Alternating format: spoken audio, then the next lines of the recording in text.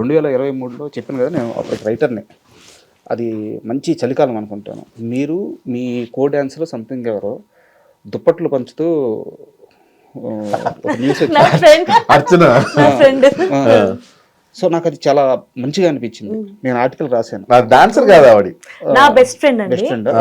నాకు ఉన్న ఒక్క ఫ్రెండ్. ఓకే. అంటే నేనంటే కంప్లీట్ గా తెలిసిన పర్సన్. అంటే ఆల్మోస్ట్ ఆల్ నాకు 24 hours 365 days తనే ప్రపంచం. ఎక్కువ ఫ్రెండ్ సర్కిల్ కానీ ఎక్కడికి వెళ్ళినా ఒక్క ఫ్రెండ్. అది కూడా నన్ను రోజు తిట్టుకుంటది, నాకు టైం ఇవ్వవు అని.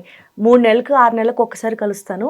సో తను ఒక్కటి నాకు మంచి ఫ్రెండ్. తను నేను చాలా చేస్తూ ఉంటాం, సోషల్ సర్వీస్ చేస్తూ ఉంటాం, బట్ అన్నీ మేము ప్రమోట్ చేసుకోలేం. కానీ ఆ టైంలో మాకు దుప్పట్లు పంచాలి అని అనిపించింది.